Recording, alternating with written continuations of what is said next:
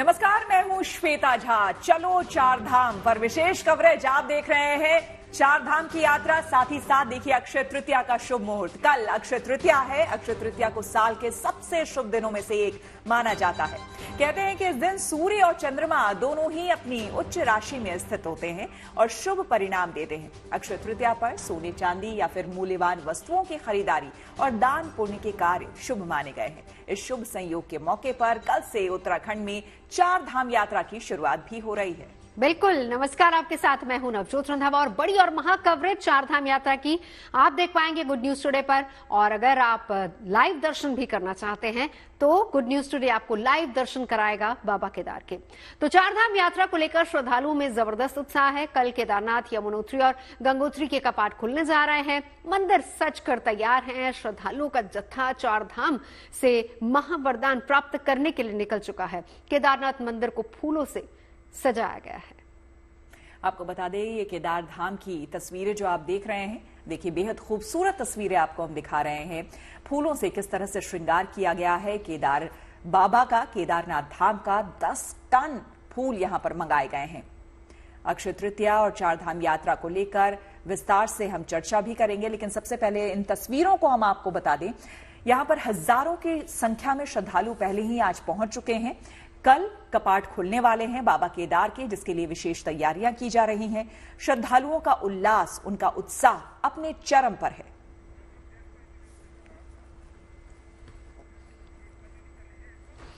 तो चलिए तस्वीरें भी दिखाएंगे, साथ ही साथ आपको दर्शन भी करवाएंगे। हमारे साथ खास मेहमान भी जुड़े हुए हैं जिनसे हम जानेंगे कि इस यात्रा की महिमा क्या है और कल है अक्षय तृतीया, क्यों इस दिन को बहुत शुभ माना जाता है। परिचय करा देती हूँ। हमारे साथ इस वक्त ज्योतिषाचार्य पंडित अरविंद शुक्ला स्टूडियो में मौजूद हैं। आचार्य विक्रमादित्य हमारे साथ जुड़ चुके हैं और ज्योतिषाचार्य डॉक्टर सुमित्रा अग्रवाल हमारे साथ मौजूद हैं।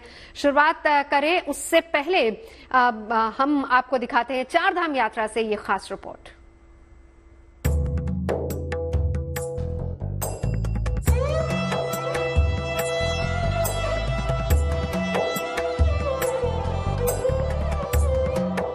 ये चार धाम यात्रा के शुभारंभ का शंखनाद है। भक्तों का सैलाब बाबा के धाम की ओर बढ़ रहा है। अपने आराध्य से मिलने के लिए भक्तों में जोश हाई है और सभी लोग बहुत हर्षोल्लास के साथ इसको मनाते हुए आगे चल रहे हैं। देखिए सब यहाँ पर युवा हैं, एक जयकारा तो बाबा का लगाएंगे सब लोग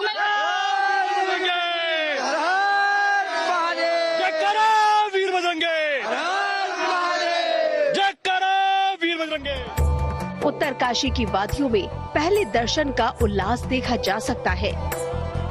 जो ध्यान में एक शून्यता होती है, वो शून्यता यहाँ पर हर कोई महसूस कर रहा है। इसीलिए जुबान पर बस यही बात है, शिव समा रहे हैं मुझ में और मैं शून्य हो रहा हूँ, धन्य हो रहा हूँ। शिव समा रहे मुझ में और मैं शून्य हो रहा हूँ। ओम नमः शिवाय, ओम नमः शिवाय। भक्तों के स्वागत के लिए चारों धाम को सजाया संवारा जा रहा है। केदारनाथ धाम का 10 टन फूलों से श्रृंगार किया गया है। केदार घाटी की सुंदरता ऐसी है मानो हर ओर भक्ति की बयार बह रही हो। 10 मई यानी शुक्रवार की सुबह 7:15 पर केदारनाथ धाम के कपाट भक्तों के लिए खोल दिए जाएंगे। इसके बाद यमुनोत्री धाम के कपाट सुबह 10:29 पर खोल दिए जाएंगे और गंगोत्री धाम के कपाट दोपहर 12:25 पर पूजा पाठ के बाद श्रद्धालुओं के लिए खोल दिए जाएंगे। हालांकि बद्रीनाथ धाम के कपाट 12 मई को अभिजीत मुहूर्त में खोले जाएंगे। शीतकालीन गद्दी स्थल उखी मठ से चली बाबा केदार की पंचमुखी डोली यात्रा भी अपने अंतिम पड़ाव पर केदारनाथ धाम पहुंच गई है। देश विदेश से भारी संख्या में तीर्थयात्री यहां पहुंचना शुरू हो गए। इस समय हम रुद्रप्रयाग के निकट बाईपास तो मौजूद है और आप देख सकते हैं कि जो बद्रीनाथ और केदारनाथ हाईवे है, हाईवे पर वाहनों का भारी दबाव बन गया है। भारी संख्या में सुबह से यहाँ पर तीर्थयात्री आवाजाही कर रहे हैं। सड़कों पर यात्री और यात्री वाहनों की लंबी लंबी कतारें हैं। भक्तों के उत्साह और उमंग से अंदाजा लगाया जा सकता है कि देवभूमि की पावन धरा पर अगले कुछ दिनों तक लाखों श्रद्धालु पधारने वाले हैं। आने वाले कुछ दिनों तक चारधाम श्रद्धालुओं की रिकॉर्ड तोड़ श्रद्धा का गवाह बनेगा। बीते 21 दिनों की बात की जाए तो ऑनलाइन रजिस्ट्रेशन का आंकड़ा 21 लाख को पार कर चुका है। बाबा केदार की यात्रा पिछले वर्ष की तुलना में इस वर्ष और ज्यादा होने की जो संभावना है या जो भी आकलन आ रहे हैं तो अच्छी होनी चाहिए। उसके निमित्त यहाँ पर जिला प्रशासन ने भी बहुत सारे काम किए हैं। साफ सफाई की अच्छी व्यवस्था की है, रास्तों के लिए अच्छा काम किया है, यहाँ के जो पुराने पुल हैं उन पुलों का सौंदर्यीकरण भी किया है। ऋषिकेश से चारधाम यात्रा के लिए पहला जत्था रवाना हो गया है। पहले जत्थे को शहरी विकास मंत्री डॉक्टर प्रेमचंद अग्रवाल ने हरी झंडी दिखाई और यात्रा का श्रीगणेश किया।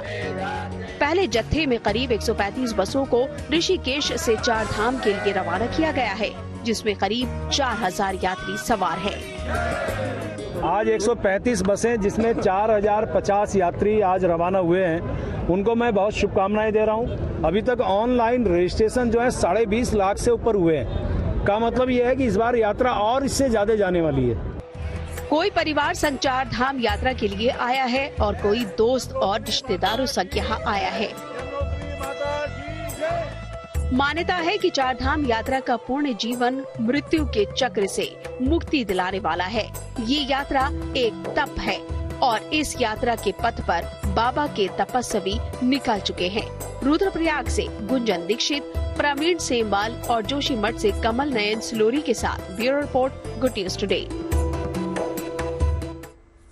तो आपको बता दें कि बाबा केदार की डोली केदारनाथ धाम पहुंच चुकी है और भक्तों का उत्साह अपने चरम पर है, क्योंकि कल केदारनाथ धाम के कपाट खुलेंगे और इसी के साथ वो शुभ मुहूर्त आ जाएगा जब भक्त अपने श्रीहरि के दर्शन कर पाएंगे, भोलेनाथ के दर्शन कर पाएंगे। हमारी संवाददाता गुंजन दीक्षित की ये रिपोर्ट देखिए। गेंदे के फूलों से सजाया गया है, जगह जगह ओम लिखा गया है, स्वास्तिक बनाया गया है और अब से कुछ देर पहले यहाँ पर डमरू बजाए जा रहे थे और वो डमरू का यहाँ मंदिर समिति की ओर से नहीं बजवाए जा रहे थे। जो श्रद्धालु हैं वो अपने हाथों में लेकर डमरू आए थे और वो बाबा को अपने अंदर महसूस कर लेना चाहते हैं। पूरे रास्ते हमने ट्रैक करते हुए हम ऊपर आए हैं और उसमें हमने देखा कि श्रद्धा इतनी ज्यादा ऊपर है कि लोगों के चेहरे पर जरा सी भी थकान नहीं दिखती है, शिकन नहीं दिखती है और उन्हें इंतजार उस पल का होता है कि कब उन्हें बाबा केदार धाम के दर्शन होंगे। एक बार मैं चाहूंगी कि आप इन बर्फीली वादियों को भी देखें। देखिए दिल्ली में टेम्परेचर 40-42 के लगभग है और यहाँ का टेम्परेचर मैं मान के चल रही हूँ 2 या 3 डिग्री होगा और इस टेम्परेचर में ये लोग यहाँ पर आते हैं, दर्शन करते हैं और दर्शन करने के बाद अपने आप को धन्य महसूस करते हैं और मुझे लगता है कि मैं भी आज ऐसा ही महसूस कर रही हूँ। बाबा केदार के कल दर्शन होंगे। तो चलिए, तमाम खास मेहमान हमारे साथ जुड़ चुके हैं। चलेंगे, मेरी से गुंजन भी हमारे साथ जुड़ेंगी। सीधी तस्वीरें हम वहां से भी आपको दिखाएंगे, लेकिन शुरुआत करते हुए अरुण शुक्ला जी आप ही से, बहुत अहम, बहुत खास है। कल का दिन अक्षय तृतीया है और कहा जाता है कि कोई भी पहर, कोई भी वक्त हो, मुहूर्त हमेशा शुभ होता है। देखिए, सही कहा है आपने। जो है अक्षय तृतीया एक ऐसा मुहूर्त है जिसको स्वयमेव सिद्ध मुहूर्त कहते हैं।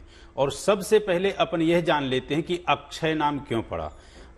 इस दिन यानी वैशाख शुक्ल पक्ष तृतीया के दिन महाराज युधिष्ठिर को जो है सूर्य नारायण जी ने अक्षय पात्र दिया था, वहीं से इसका नाम पड़ा अक्षय तृतीया। और वह ऐसा अक्षय पात्र था कि लास्ट में जब द्रौपदी खाना खा लेती थी तभी उस अक्षय पात्र से खाना खत्म होता था, नहीं तो खाना खत्म नहीं होता था। ये 4 मुहूर्त ऐसे हैं जो स्वयमेव सिद्ध मुहूर्त हैं। अक्षय तृतीया, नवरात्रि, दीपावली, विजयादशमी, जिसमें इस साल का जो अक्षय तृतीया का मुहूर्त है ये 100 साल के बाद ऐसा विशिष्ट पड़ा है। कैसे? कल के दिन जो मुहूर्त बन रहा है बुधादित्य योग है, मालव्य नामक योग है, शश योग है, गजकेसरी योग है, सूर्य और चंद्रमा दोनों अपनी उच्च राशि में। तो कहने का मतलब यह है कि इतना विशिष्ट मुहूर्त है। कल के दिन किंचित मात्र 5 मिनट 10 मिनट जो भी समय आपको मिल सके उस समय पे भगवान विष्णु और मां लक्ष्मी की आराधना करें, निश्चित रूप से आपके सभी मनोरथ पूर्ण होंगे। और कल जो बाबा का धाम है, जिसके विषय में कहते हैं कि मैं एक श्लोक के साथ बाबा का जो है प्रार्थना करता हूं और उसके बाद बताता हूं कि ईशान कोण में भगवान शिव का वास है और उसी ईशान कोण में जो है केदारनाथ है। कहते हैं शानंदमानंदवने वसंतम आनंदकंदम हृत पाप वृंदम वाराणसीनाथमनाथ नाथम श्री विश्वनाथम शरणम प्रपद्ये। तो हिमालय तु केदारम घुसमे संच हिमालय। तो जो केदारनाथ धाम है, केदारनाथ धाम है नहीं, धाम तो है बद्रीनाथ धाम, लेकिन केदारनाथ द्वादश ज्योतिर्लिंग में आता है, जहां नर नारायण ने तपस्या की। और घुसमे संच शिवालय, वहां द्वादश ज्योतिर्लिंग में एक ज्योतिर्लिंग विशिष्ट है भगवान शिव का, जहां से कि पांडव जब जो है तो स्वर्ग गए थे, तो वहीं से उन्होंने अपनी यात्रा का और उससे जुड़ी एक कहानी भी है जिसके बारे में हम आगे आपसे चर्चा करेंगे और जानेंगे। आचार्य विक्रमादित्य जी बने हुए हैं। विक्रमादित्य जी, हम कल के दिन की बात कर रहे हैं, जो कि अपने आप में हम कहते हैं, अभी बताया कि बेहद शुभ है और अपने आप में उस दिन के बारे में सोचना ही नहीं है। कहते हैं कि तमाम शुभता जितनी हो सकती है वो उस दिन को लेकर, आप किसी समय में कुछ भी करें, कल के दिन कोई आपको मुहूर्त नहीं निकालना है कल। कहते हैं त्रेता युग की शुरुआत यानी आरंभ जो है वो कल से ही हुई थी। कहा तो ये तक जाता है कि मां गंगा जो है उनका भी आगमन या फिर उद्गम जो है वो भी कल हुआ था।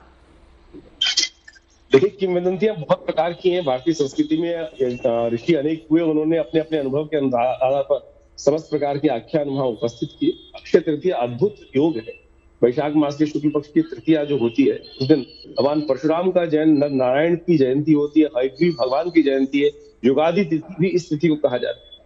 सबसे सुंदर योग बनता है जिसको अंशुत साया के रूप में जाना जाता है। लेकिन अंशुत साया अब प्रार्थना के लिए है, कोई नया मुहूर्त करना उसके लिए माना जाता है। लेकिन इस बार आचार्य जी माफी चाहूंगी, आपको रोक रही हूँ, जरा एक बार सीधी तस्वीरें हमें केदारनाथ से दर्शकों को दिखानी है। लौटते हैं हम आपके पास, आचार्य विक्रमादित्य के पास, लेकिन उससे पहले जरा गुंजन हमारे साथ जुड़ चुकी है। गुंजन, शाम का वक्त है, दिखाइए जरा, क्योंकि कल सुबह कपाट खुलने वाला है। उससे पहले अभी की रौनक कैसी है, कैसा दिख रहा है पूरा परिसर? बिल्कुल नवजोत, अद्भुत रौनक है, अद्भुत, क्योंकि अब श्रद्धालुओं की संख्या बढ़ चुकी है और यहाँ पर गीत संगीत हो रहा है, भोले के भजन गाए जा रहे हैं, लोग नृत्य कर रहे हैं और ये बर्फीली वादियां इस नजारे को और ज्यादा खूबसूरत बना रही हैं। मैं चाहूंगी सीधे पहले आप उस दृश्य को देखें, किस तरीके से जो लोग हैं नाच रहे हैं, झूम रहे हैं। और ये वो लोग हैं, कुछ संगीत की मंडली जो नीचे से ही अपना गाने बजाने के साथ, ढोल की थाप के साथ ऊपर की तरफ आई है और उसी मंडली पर यहाँ जो पहले से मौजूद लोग हैं वो नाचते झूमते हुए नजर आ रहे हैं। अब सफेदी हर तरफ नजर आ रही है, बर्फ की सफेद चादर है, उसके बीच में बाबा केदार का मंदिर और ये टिमटिम जलती हुई रोशनी ये बता रही है कि बाबा का दीदार अब बहुत जल्द इन श्रद्धालुओं को हो जाएगा। बहुत कम वक्त बचा हुआ है, सुबह 7:15 समय बताया जा रहा है जब कपाट खुलेंगे और उससे पहले का ये जो नजारा है अद्भुत है, अकल्पनीय है, क्योंकि ये यात्रा बहुत लंबी है। 4 धाम की यात्रा सबसे ज्यादा श्रेष्ठ मानी जाती है और 12 ज्योतिर्लिंगों में भी सबसे श्रेष्ठ केदारनाथ धाम को ही माना गया है। तो इस सबसे पहले मैं आपको ये बता दूं, देखिए अगर आप देख पा रही हो तो लोगों के हाथों में डमरू है, डम डम ये डमरू बज रहे हैं और लोग नाच रहे हैं, झूम रहे हैं और इंतजार कर रहे हैं उस पल का जब बाबा के दर्शन इन्हें हो पाएंगे।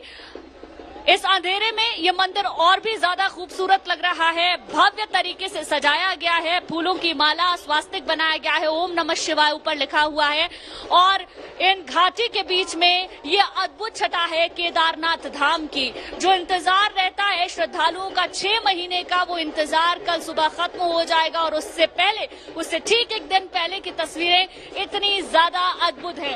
हर तरफ डमरू बज रहे हैं, लोगों के हाथ में ढोल है, ताशे हैं और वो नृत्य कर रहे हैं, गा रहे हैं, नाच रहे हैं और बाबा के स्वागत की तैयारी कर रहे हैं। ये कहना गलत नहीं होगा, क्योंकि कल जब बाबा के कपाट खुलेंगे तो भक्त ये इस चीज से बहुत ज्यादा प्रसन्न हो जाएंगे क्योंकि लंबी उन्होंने यात्रा इसके लिए की है और इन सब के बीच में ये दृश्य बहुत ज्यादा अलौकिक हो जाता है। बिल्कुल, साथ ही साथ मैं चाहूंगी कि आप मौसम की बात कर रही थी नवजोत। बिल्कुल गुंजन, मौसम के बारे में भी बताइएगा, लेकिन इस वक्त बेहद खूबसूरत तस्वीरें सीधे देखिए आप केदारनाथ धाम से देख रहे हैं। गुड न्यूज टुडे आपको दिखा रहा है, आप दिव्य दर्शन कर सकते हैं केदारनाथ धाम के। लेकिन साथ ही गुंजन ये भी बताइए, जो भक्ति, जो उल्लास इस वक्त हम देख रहे हैं, अभी का समय धीरे धीरे वहां पर अब तो रात हो चुकी है बिल्कुल, और तापमान इस समय और कम हो जाता है, लेकिन इतनी ठंड में भी मुझे नहीं लगता है इन श्रद्धालुओं को देखकर कि कोई भी विश्राम के लिए जाएगा अपने अपने टेंट में या फिर रुकने के लिए। मुझे लगता है पूरी रात लोग यहीं रहना चाहेंगे।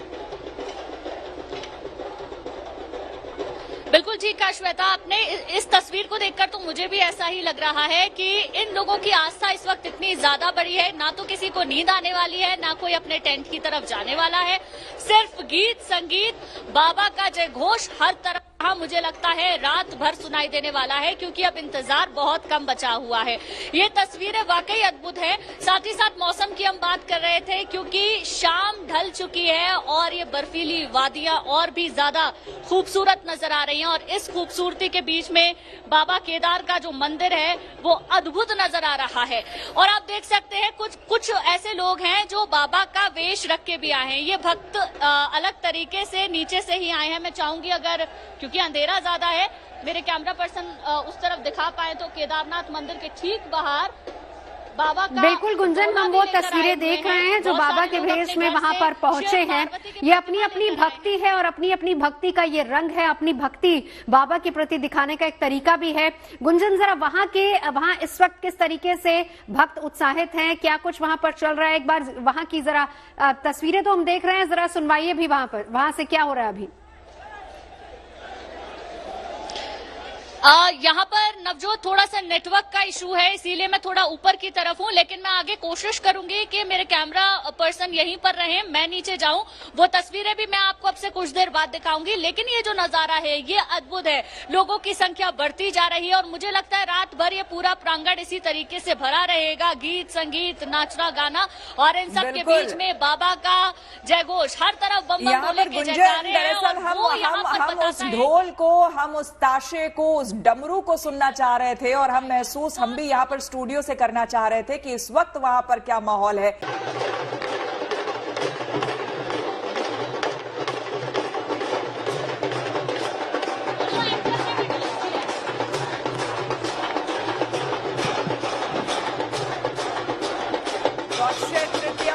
शुभ मुहूर्त, और ऐसे में बाबा केदार का धाम सज चुका है। कल सुबह कपाट खुलने वाले हैं और ये अद्भुत तस्वीरें सीधे केदारनाथ से आप देख रहे हैं गुड न्यूज टुडे पर। लगातार हमारी संवाददाता गुंजन हमें जानकारी भी दे रही है, लेकिन इस बीच तमाम मेहमान भी हमारे साथ जुड़े हुए हैं। ज्योतिषाचार्य सुमित्रा जी भी हमारे साथ हैं। सुमित्रा जी, तस्वीरें तो बेहद अद्भुत हम दिखा रहे हैं बाबा केदार के दर की, लेकिन साथ ही साथ ये बताइए कि एक तरफ अगर अक्षय तृतीया की हम बात करें, जिसे शुभ दिन माना जाता है, हर चीज में आप उस दिन कहते हैं कि कोई टाइम भी आपको नहीं देखना चाहिए, पूरे दिन में आप कभी भी कोई भी शुभ कार्य कर सकते हैं, तो ये बताइए, कहते हैं कि सोना चांदी खरीदने के अलावा कल जप, तप, होम और स्वाध्याय, उसका विशेष महत्व बताया गया है, और इसलिए भी कई लोग केदार बाबा के दर पर पहुंचते हैं। सुमित्रा जी। हाँ जी, मैं ये बताना चाह रही हूँ कि अगर हम बोल रहे हैं अक्षय तृतीया की बात कर रहे हैं, तो कल तो भगवान का पट भी खुल रहा है। उसके अलावा हम लोग बोलते हैं मंत्र जाप किया जाना चाहिए, कुछ यज्ञ या पितरों को तर्पण, जिन्होंने अभी तक पितरों का दान नहीं किया इस वर्ष अभी तक, उन्हें इस दिन दान करना चाहिए। और खास तौर पे एक चीज़ ध्यान रखना चाहिए, जब हम बोल रहे हैं ऑस्पिशियस से सब कुछ अच्छा किया जाता है, तो 2-3 चीज़ है जिसकी ध्यान रखनी चाहिए, जो हमें बिल्कुल नहीं करना चाहिए। हमें किसी का उपहास नहीं करना चाहिए आज के दिन, हमें कल के दिन मतलब नॉनवेज नहीं खाना चाहिए। और ये जो जनेऊ की जो प्रथा होती है, जनेऊ पहनने वाली, ये बिल्कुल वर्जित है, ये कल के दिन नहीं किया जाता। बाकी सारी चीज़ें की जाती हैं किसी पे अत्याचार करने मना किया जाता है, और कोई भी असामाजिक जो कार्य होता है ये बिल्कुल मना है। और कल के दिन ये विशेष ध्यान रखना है कि कोई भी ऐसा वस्त्र ना पहने जो धुला हुआ ना हो। हम लोग काफी बार कपड़े को रिपीट कर देते हैं, तो वैसा ना करें। उन कपड़ों को पहने जो बिल्कुल fresh, new, neat and clean हो। सबसे इम्पॉर्टेंट बात है कि जब हम लोग वायु पुराण की अगर बात करते हैं, तो वायु पुराण में बताया गया था कि विष्णु भगवान जो सबसे पहले जब पृथ्वी पर जब आके उतरे थे, वो बद्रीनाथ में ही आके उतरे थे, और ये अक्षय तृतीया वाले दिन ही उतरे थे। पर जब वो वहाँ उतरे तो देखे वहाँ ऑलरेडी शिव जी बैठे हैं, तो उन्होंने शिव जी से आग्रह किया कि मुझे ये स्थान दे दीजिए। तब शिव जी ने वहां से अपना स्थान बदलकर केदारनाथ को अपना स्थान बनाया, और विष्णु भगवान वहां रहना चालू कर दिए। और विष्णु भगवान जब वहां रहते हैं तो इसलिए इस जगह को हम 8वां वैकुंठ भी बोलते हैं, और यहाँ 6 महीने भगवान विश्राम करते हैं। अगर बात करते हैं कि हम लोग इसको बोलते हैं कि मोक्ष के लिए, प्राप्ति के लिए हम ये पूरी चीज को कर रहे हैं, तो उसका खास विशेष रीजन ये है कि हमारे अंदर अगर एनर्जी कम है, और जब हम इन धामों को जब विजिट करते हैं वहाँ की ऊर्जा बहुत अधिक है। तो जब वो अधिक ऊर्जा के पास जब हम जाते हैं, तो हम जानते हैं कि हाई एनर्जी जो होती है वो लो एनर्जी की तरफ जाती है, उसको फुलफिल करने के लिए। तो हमारे बॉडी के अंदर जो ऊर्जा की कमी होती है वो वहाँ से फुलफिल होती है। बहुत अच्छे तरीके से आपने बताया कि इस तरह से तीर्थ स्थलों में अगर हम यात्रा करते हैं तो किस तरीके से हमारे अंदर एक पॉजिटिव एनर्जी आती है। आचार्य विक्रमादित्य हमारे साथ मौजूद हैं। आचार्य जी, बहुत कम वक्त रह गया है, लेकिन वही बात सुमित्रा जी कह रही थी कि जब हम वहां जाते हैं पॉजिटिव एनर्जी हमें मिलती है, लेकिन हर कोई इतना सौभाग्यशाली नहीं होता। और वैसे भी कहते हैं कि बाबा जिसे बुलाते हैं वही वहां पर आता है, लेकिन बहुत से लोग हैं जिनकी इच्छाएं होंगी कल के दिन वहां पहुंचने की, लेकिन वो नहीं पहुंच पाए। हालांकि लाइव दर्शन गुड न्यूज टुडे पर हम जरूर करा रहे हैं, लेकिन बहुत अहम है कल का दिन, वो क्या कर सकते हैं?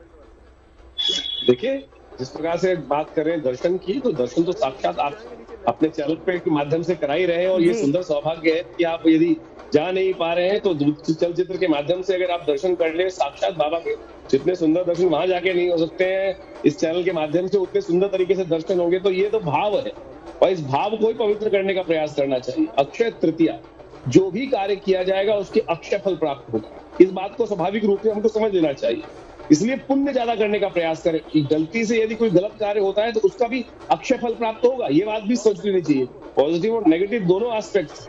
और जो अक्षय तृतीया है वो इसी प्रकार के कर्म के अनुसार से जो कहा गया, अवश्य में वो भोक्तव्यम कृतम कर्म शुभाशुभम, कि जिस प्रकार का कर्म करेंगे, पॉजिटिव करेंगे तो पॉजिटिव प्रभाव प्राप्त होगा, अक्षय प्राप्त होगा। ये मुहूर्त अद्भुत है, और इस दिन नर नारायण का अवतरण, हयग्रीव भगवान का अवतरण, और ये तिथि का बड़ा पुण्य बढ़ा देती है। और ज्यादा इसके साथ साथ एक बात और समझने की है, अक्षय तृतीया को वैसे तो अक्षय कहा जाता है कि अंशुत साया है, लेकिन अंशुत साया पुण्य कर्म करने के लिए है, लेकिन विवाह इत्यादि मुहूर्त के लिए इस बार का जो शुभ मुहूर्त है वो शुभ नहीं कहा जा सकता, क्योंकि इस बार बृहस्पति भी अस्त चल रहे हैं और शुक्र भी अस्त चल रहे हैं। तो ये बात हमको बहुत विशेष तौर पे, कई बार अंशुत साया के तौर पर, क्योंकि जनमानस में प्रचलित ये होता है कि अंशुत साया हर काम के लिए पवित्र है, हर मामले के लिए शुभ है, लेकिन इस बात को हमें देखना चाहिए गृह प्रवेश इत्यादि के लिए अभी जो शुक्र अस्त होने के कारण से, बृहस्पति अस्त होने के कारण से ये मुहूर्त उतना शुभ नहीं बन पा रहा है। लेकिन बाकी समस्त कार्य, पुण्य आदि कार्य, दान करने के लिए, पुण्य करने के लिए, परमात्मा का स्मरण करने के लिए, भगवान का दर्शन करने के लिए, यज्ञ करने के लिए, इन सब के लिए इससे श्रेष्ठ मुहूर्त हो नहीं सकता है। तो विक्रमादित्य जी, सीधे चलते हैं गुंजन के पास। गुंजन, वहां पर देखिए आस्था का सैलाब तो हम देख ही रहे हैं, लेकिन साथ ही साथ देखिए मौसम के बारे में भी भविष्यवाणी तो नहीं कहेंगे, लेकिन जो हमारा मेट डिपार्टमेंट है उसने साफ साफ कह दिया है कि अभी कुछ दिन थोड़ा सचेत होकर के वहां पर रहने की भी जरूरत है। फिलहाल वहां पर कैसा मौसम है, जरा ये भी बताइए, श्रद्धालुओं को, आगे आने वाले लोगों को दिक्कत ना हो उसके बारे में भी हम पहले से जानकारी उन्हें दे दें आपके जरिए। बिल्कुल श्वेता, देखिए दोपहर के वक्त तक तो मौसम इतना ठंडा नहीं लग रहा था, लेकिन जैसे जैसे शाम रात की तरफ बढ़ती जा रही है मौसम बहुत ज्यादा ठंडा हो चुका है। यहाँ पर ठंड बहुत ज्यादा है, तो जो हमारे दर्शक आने वाले दिनों में केदारनाथ की यात्रा करने वाले हैं, बद्रीनाथ की यात्रा करने वाले हैं, तो वो अपने लिए गर्म कपड़े अच्छे से लेकर आएं और अपनी सभी तरीके की व्यवस्था करें। और अब बात कर लेते हैं इन तस्वीरों की, क्योंकि ये तस्वीर अलौकिक है और मुझे लगता है कि ये तस्वीर आज के दिन दिखना बहुत ज्यादा खास हो जाती है, क्योंकि कल बाबा 6 महीने के बाद दर्शन देंगे। साथ ही साथ कुछ बातें मैं इस जगह के बारे में भी बताना चाहती हूँ। बाबा केदार के दर्शन 6 महीने बाद होते हैं, 6 मई से इसकी यात्रा शुरू हो जाती है, जो कि आज जाकर समाप्त हुई है। जो पंचमुखी डोली है वो 3 बजे के लगभग यहाँ पर पहुंची है। जो डोली होती है, डोली के अंदर बाबा केदार की चांदी की भोग मूर्ति विराजमान होती है, जिसकी पूजा की जाती है और ओंकारेश्वर में 6 महीने तक वही डोली रहती है। ऐसा माना जाता है कि 60 से 70 साल पहले कपाट खुलने के अवसर पर जो गद्दी से केदारनाथ धाम के लिए बाबा की सिर्फ भोग मूर्ति जाती थी और वही परंपरा आज तक यहाँ पर बनी हुई है। ये जो तस्वीरें हैं ये अपने आप में अद्भुत हैं। हाथों में डमरू हैं, बेहद खूबसूरत तस्वीरें हैं। गुंजन, फ्लैश लाइट ऑन की हुई है लोगों ने, बिल्कुल झूम रहे हैं, नाच रहे हैं, झूम रहे हैं और बहुत अद्भुत तस्वीरें आप हमें वहां से दिखा रही हैं। और देखिए गुड न्यूज टुडे लगातार दर्शकों को ये सीधी तस्वीरें दिखा रहा है और सुबह लाइव दर्शन भी हम आपको करवाएंगे, क्योंकि बहुत कम वक्त बचा है। 11 घंटे 35 मिनट और 41 सेकंड का वक्त बचा है और उसके बाद बाबा के कपाट खुल जाएंगे। आचार्य जी जल्दी से हमें ये बता दीजिए, देखिए बाबा की बात हमने कर ली, अक्षय तृतीया की बात कर ली, लेकिन अक्षय तृतीया यानी कि कहते हैं माता लक्ष्मी को प्रसन्न करने का दिन, तो भाई कल कैसे प्रसन्न करें लोग माता लक्ष्मी को, ताकि उनके घर में धन धान्य जो है उसकी वृद्धि और संपन्नता हमेशा रहे। देखिए, अक्षय तृतीया अद्भुत योग है। भगवती महालक्ष्मी और भगवान विष्णु की नर नारायण के साथ साथ उनकी पूजा करने का सुंदर विधान है। यदि त्रिस्तुति के मंत्रों के द्वारा भगवती महालक्ष्मी की सुंदर स्तुति की जाए तो समस्त मनोकामना सिद्धि के योग बनते हैं। ये अद्भुत मंत्र है जो भगवती के जो ऋषि भृगु के द्वारा प्रतिपादित किए गए हैं वो इस प्रकार से है। ओम हिरण्यवर्णाम हरिं सुवर्ण रजस्रजाम चंद्राम हिरण्मयीं लक्ष्मीं जात वेदो मां ताम आव जात वेदो लक्ष्मी मर्मकामिनीं यस्याम हिरण्यम। ये पूरा 16 मंत्र है। ये वास्तविक तौर पर यदि इस शुभ मुहूर्त में इनका यज्ञ, इनका स्तवन, अब इनकी सुंदर षोडशोपचार पूजन करने की सुंदर विधि अपनाई जाए तो ऐसा हो नहीं सकता। भगवती महालक्ष्मी ये मंत्र बाध्य कर देते हैं महालक्ष्मी को आप पर कृपा करने के लिए। ऋषि भृगु की चमत्कारिक मंत्र है, तो अवश्य इस शुभ तिथि पर हमें उनका साथ लेने का सुंदर प्रयास करना चाहिए। और ये मुहूर्त ऐसा है कि सोने का नहीं है। जो जागत है सो पावत है, जो सोवत है सो तोवत है। इसमें यथाउचित भाव से पुण्य कर्म करने का प्रयास करें। तो भी मंत्र आपको याद है, ओम नमो नारायणाय, ओम ह्रीं महालक्ष्मी नमः, जो भी आपको मंत्र याद है उन सबसे माँ भगवती भगवान विष्णु का सुंदर स्तवन करें और यदि हो सके तो तीर्थचल में जाकर इत्यादि काम करने का प्रयास करें। जितना जलदान का अद्भुत महत्व है। यदि घड़े भरकर और किसी ब्राह्मणों को इत्यादि योग्य व्यक्ति को दिया जाए तो कहा जाता है पुण्य की वृद्धि होती है। अक्षय पात्र चावल से भरकर घड़े को, अन्न का भरकर घड़े को भी दान करने का अत्यधिक महत्व शास्त्र के अनुसार से बताया गया है। कहा जाता है कि इस प्रकार के जीवन के दोष किन प्रयोगों करने से दूर होते हैं और कोशिश करें सबसे बड़ा का पॉजिटिव थिंकिंग रखें, नेगेटिव थिंकिंग न रखें, भगवान का स्मरण करें। बिल्कुल, मंत्र आपको याद है, मुझे सुंदर भाव रखते हुए चलिए अब हमारी ये बड़ी और महा कवरेज लगातार जारी है।